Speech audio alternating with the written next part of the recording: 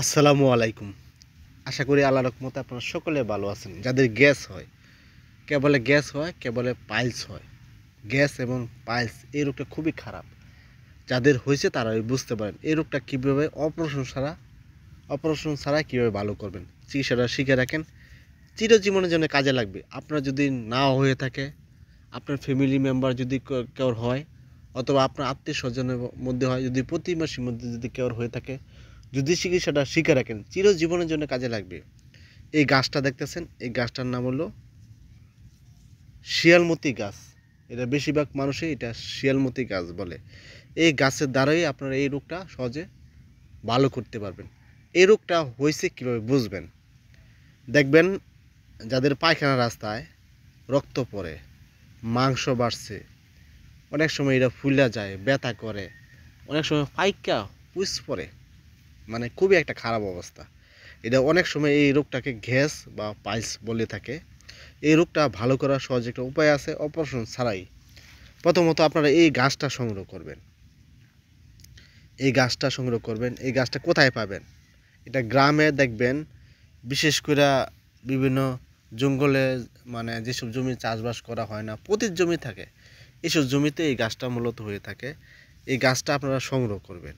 সংগ্রহ করে এই গাছটা এরকম শিকড় আছে, দেখেন এই যে শিকড়, এরকম গাছ হলে বেশি না 2টা গাছের শিকড় নেবেন। এরকম গাছ হলে 2টা গাছের শিকড় নিলে হবে। আর এই শিয়ালমতি গাছের শিকড় নেবেন, আর ডালিমের পাতা পরিমাণ মতো, শুধু ডালিমের পাতা পরিমাণ মতো, আর এই গাছের শিকড় একসাথে পাটায় বাইটা রস করবেন 2 চামচ। এই 2 চামচ রস আপনারা খাবেন হলো সকালবেলা খালি পেটে, একটানা 5 দিন।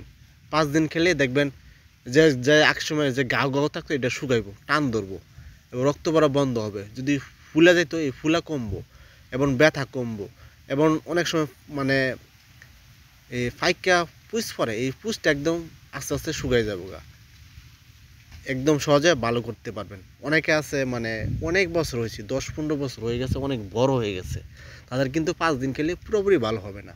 তারা কি করবেন? 5 দিন তো খাবেনই, পরে আবার গ্যাপ দিবেন 1 মাস, পরের মাস আবার 5 দিন খাবেন। 5 দিন খেলে দেখবেন ইনশাল্লাহ পুরোপুরি ভালো হয়ে গেছে। এটা কিন্তু সবাই খেতে পারে, কোনো পার্শ্ববর্তীকা নেই, একটা গাছ আনতে ওষুধ। কিন্তু যাদের 14 থেকে 15 বছরের নিচে বাচ্চারা আছে তাদের না খাওয়ালে ভালো হবে। আর যারা 14-15 বছর উপরে আছে তারা খেতে পারেন, কোনো পার্শ্ববর্তীকা নাই। যারা ভিডিও দেখতেছেন, ভিডিও দেখার পর যদি উপকৃত হন, যদি ভালো লাগে, অবশ্যই যদি কোথাও মানে যদি ভালো লাগে, যদি মনে করেন ভালো লাগে, অবশ্যই পেজটা যদি ফলো না দিয়ে থাকেন ফলো দিবেন।